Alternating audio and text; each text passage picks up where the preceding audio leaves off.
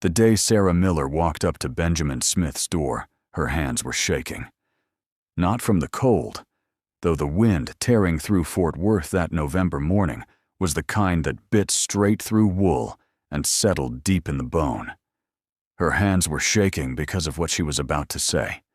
She had rehearsed it the entire walkover, stepping across frozen mud ruts on Calhoun Street, pulling her shawl tight, telling herself this was practical. Necessary. Nothing more. She was 28 years old, alone in a town that did not make room for alone women, and the last sack of flour in her pantry had maybe 2 meals left in it. Her landlord had given her until the 1st of December. 11 days. No family left in Texas. No savings. No plan. Just one name that kept rising to the surface every time she ran out of options. Benjamin Smith. She raised her fist and knocked before she could turn back. He opened it on the second knock. Benjamin was tall and broad, with hands built for hard work and eyes the color of still creek water in autumn, a quiet brown that gave nothing away. Most people in Fort Worth kept a polite distance from him. Not because he was cruel. He had never raised his voice, never started a fight, never cheated a man in trade. They kept their distance because his stillness made them uneasy. What they could not read, they feared. But Sarah had watched Benjamin for years, quietly, the way you watch something you will not admit draws you, and she had never seen danger in him. She saw something careful, deliberate. She straightened her spine. "Mr. Smith," she said, "I have a proposal, a practical one." Something moved behind his eyes. Fast. Gone. "Come in," he said. She stepped inside and immediately stopped walking. There, on the shelf beside the east-facing window, sat a small wooden rack. Clean, organized, built exactly the right width for spools of thread and folded fabric. A sewing shelf. She had never set foot in this house before in her life. She told herself it was a coincidence. She was wrong. Before we go any further, if this story already has you leaning in, you're exactly where you're supposed to be. Hit that like button, subscribe if you're new, and drop a comment telling me where in the world you're watching from. I read every single one. Every single one. Now stay close, because what Benjamin has been quietly doing for the last 10 years, it will change everything you think you know about this story. Sarah had not always been this alone. So 3 years ago she had a father, a working farm 6 miles east of Fort Worth, and a future that felt at least possible. Then her father's lungs gave out the winter of 1880, and the farm went to debts she did not know existed. And suddenly she was a woman, with nothing but a rented room on Calhoun Street, and a stubborn refusal to ask anyone for help. She had managed. She took in mending, sold eggs when she could afford hens, cleaned the floors at the church on Sundays. For a small wage Pastor Elkins was always late paying. She managed because she had to. But this winter was different. The cold had come early and mean, and the town felt tighter, like a belt pulled 1 notch too far. Prices at Hargrove's had climbed twice in October alone. Her landlord, a wide man named Doyle with small eyes and no patience, had told her plainly that he needed the room for his nephew come December. She had 1 week to find somewhere else to be. She had lain awake 4 nights running, turning over every option she had, and every road she walked down in her mind ended the same way, in a wall, except one. She had watched Benjamin Smith for years without meaning to. He lived on the edge of town in a sturdy house he had built himself, kept a clean stable, grew more than he needed, and owed no man anything. He did not drink. He did not gamble. He did not talk much. But when he did, people listened. He was 34, unmarried, and as far as Sarah could tell, completely unbothered by that fact. She had no reason to believe he would say yes. She had no reason to believe he would even hear her out without closing the door. But she put on her good coat the morning of November the 19th, walked the length of Calhoun Street with her chin level and her stomach in knots, climbed his porch steps, and knocked. He answered on the second knock. She looked him in the eye. "Mr. Smith," she said, her voice steadier than she felt. "I'll get straight to it. I need a practical arrangement. A marriage. In name, in household, nothing more than that. I'm a hard worker. I won't be a burden. I just need a roof and enough ground to pull through winter." She stopped. Waited. Benjamin looked at her for a long moment. The wind moved between them. Then he said simply, "Come in." The inside of Benjamin's house stopped Sarah cold. She had expected a bachelor's home, rough, dim, smelling of leather and neglect, the kind of place a man lived in without really tending to. What she found was the opposite. The floors were clean swept. The walls had been freshly painted, a warm off-white that caught the gray morning light and softened it. A fire burned steady in the hearth, not a desperate last-minute blaze, but the kind that had been built with intention, fed through the night. The kitchen shelves were stocked, flour, salt, dried beans, cured meat, enough to last a hard winter without panic. She walked slowly through the main room, taking it in, and Benjamin said nothing. He stood near the door with his arms at his sides and let her look. She noticed the window on the east wall. The light came through it clean and full, and beside it, fixed to the wall, was a small wooden shelf. Narrow, deliberate, built at exactly the right height for a seated woman to reach without stretching. She stopped in front of it, for it was empty. But it was clearly built for something specific.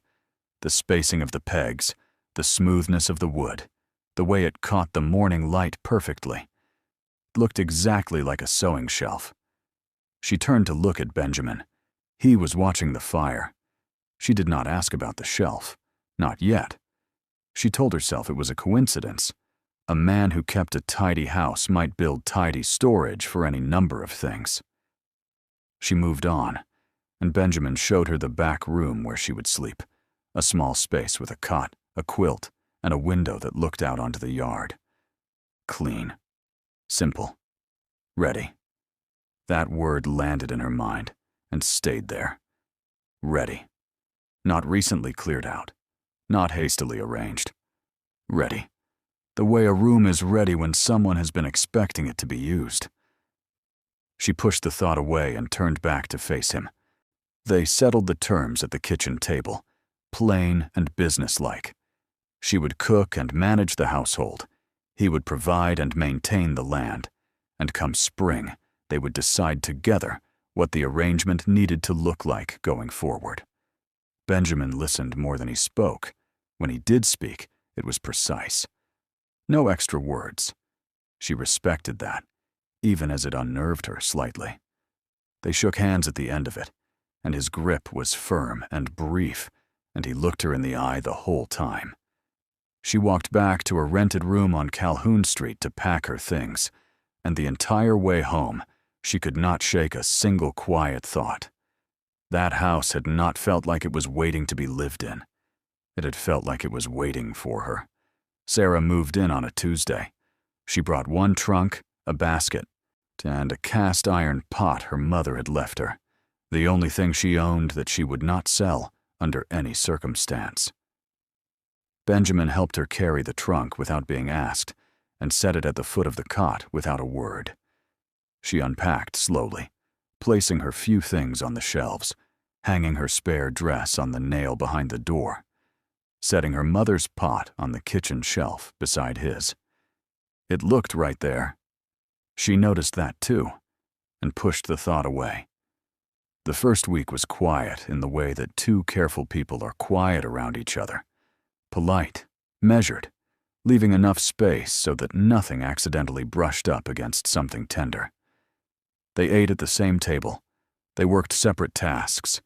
In the evenings, Benjamin sat by the fire and read, or sharpened tools, or simply sat, or when Sarah sewed by the east window where the last of the daylight lasted longest.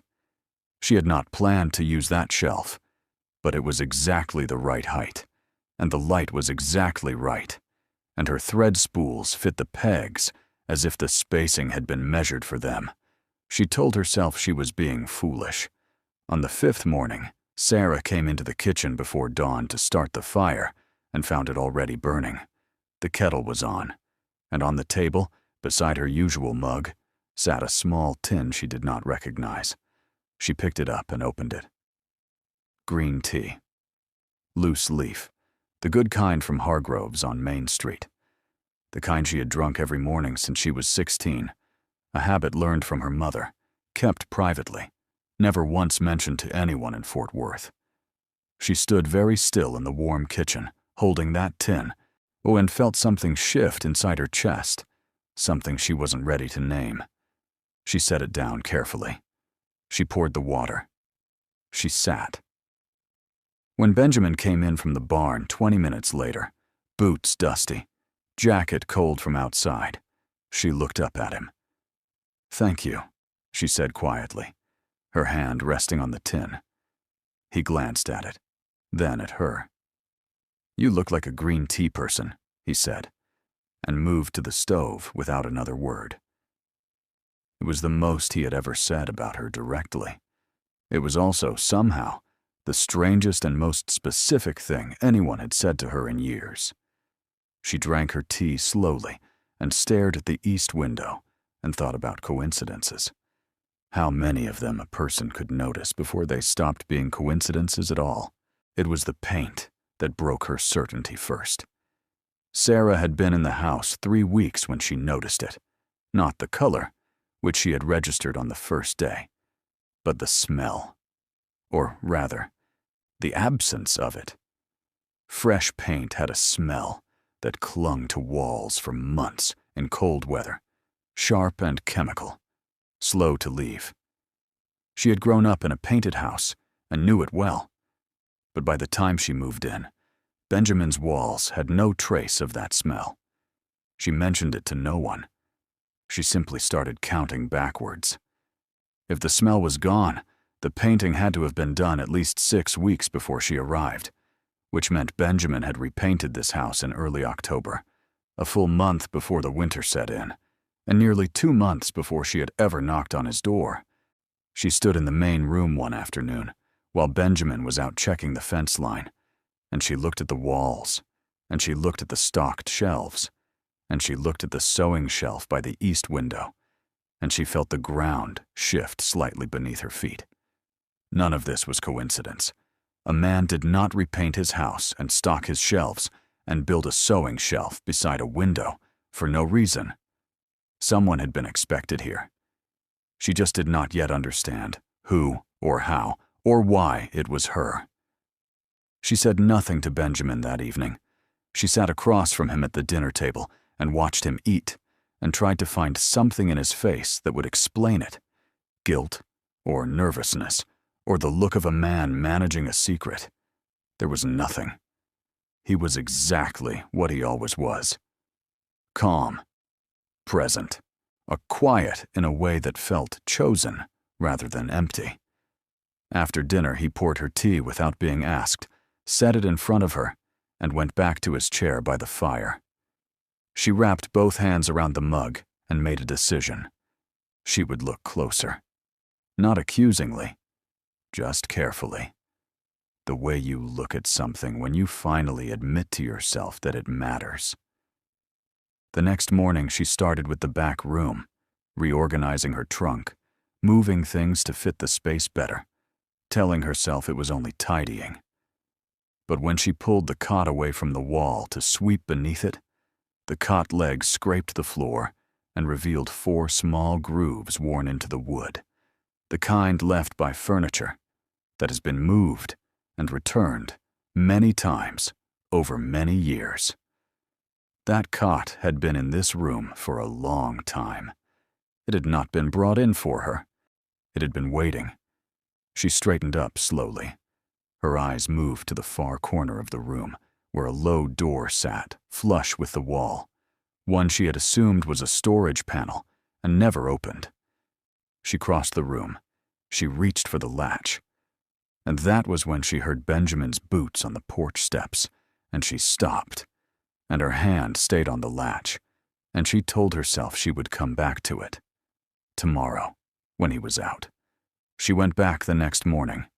Benjamin left at first light to ride the fence line on the north side of the property, the way he did every Thursday. And Sarah stood in the back room, with her heart beating faster than she wanted to admit, and her hand on that small latch. She opened it.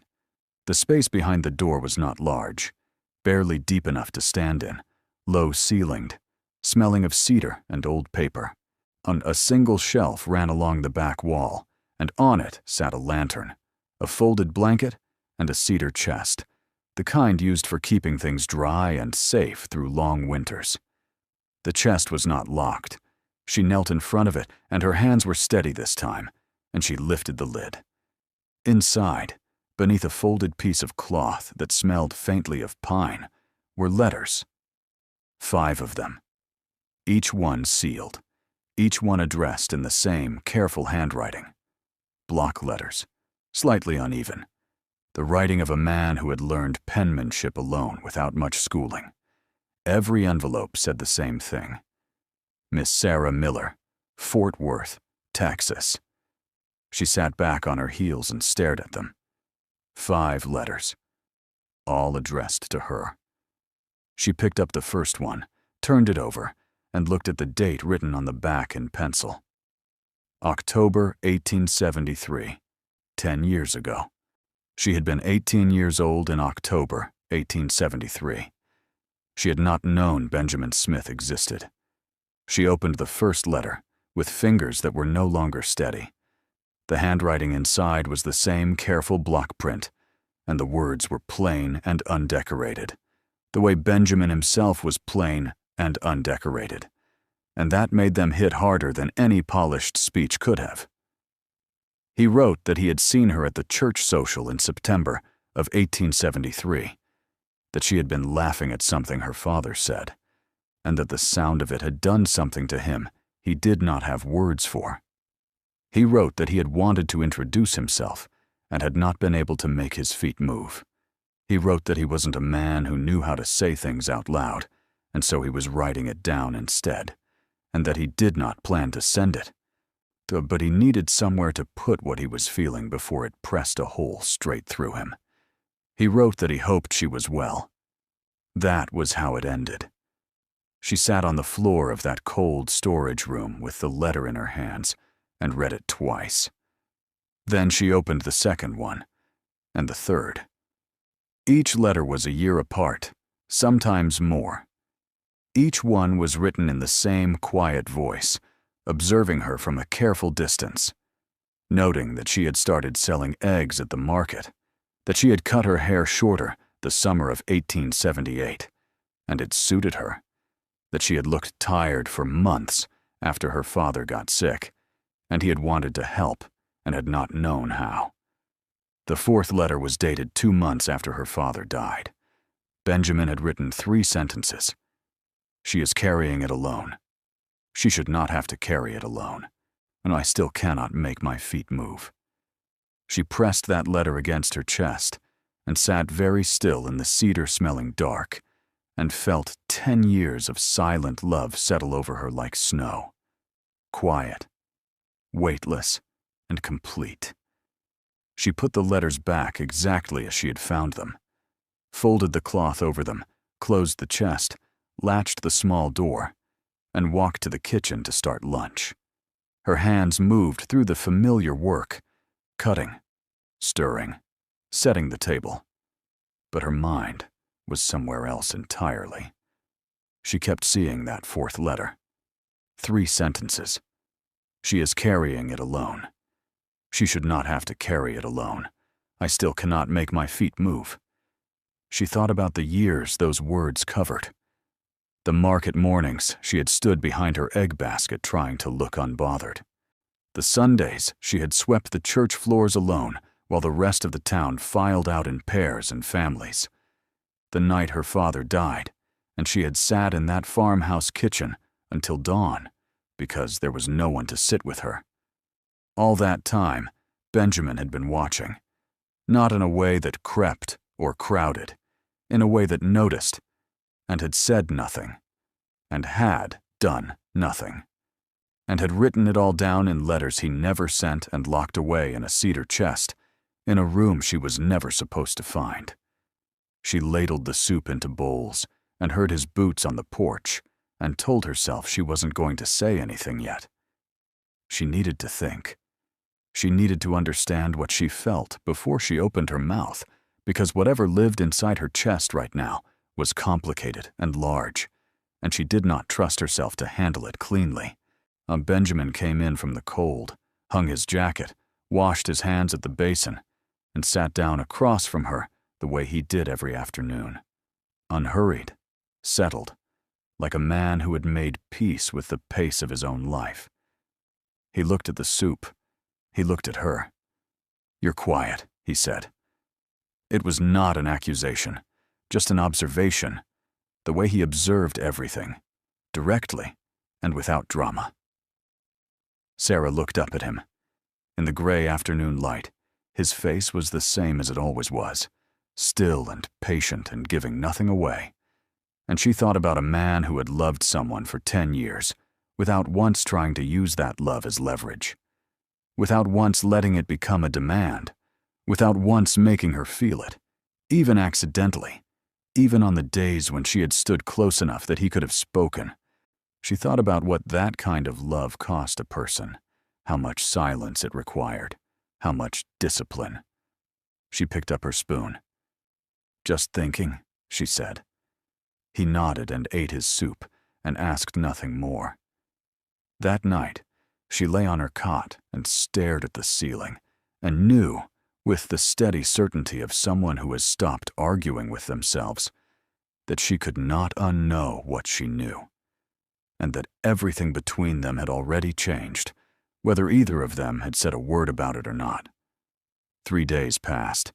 Sarah went about the work of the house with careful focus, cooking, mending, hauling water, feeding the chickens Benjamin kept in the side yard. And she watched him the way she had always watched him, except now she was watching for different things. She was watching for the shape of 10 years. She found it everywhere. The way he always set her tea on the table before she asked. The way he had built the woodpile closest to the kitchen door at exactly the height she could reach without straining. The way he positioned his chair at the fire so that the best light fell on her side of the room, not his. None of it announced itself. None of it asked for anything in return. It was simply there, woven into the daily fabric of the house so quietly that a person could live inside it for months and call it good luck or coincidence or the habits of a tidy man. But Sarah knew better now. She knew what it was. It was a decade of loving someone from a distance, so careful it had never once cast a shadow on them. When she sat by the east window one evening with her sewing in her lap and the thread loose between her fingers, and she looked at Benjamin across the room and felt something she had been holding at arm's length finally step all the way inside her chest.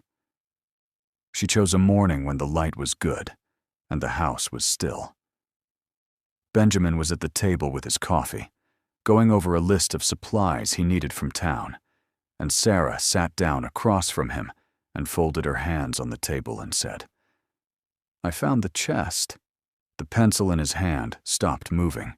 The silence that followed was not long, but it was dense, packed tight with everything neither of them had said across 10 years and 3 weeks and every quiet morning in between. Benjamin set the pencil down.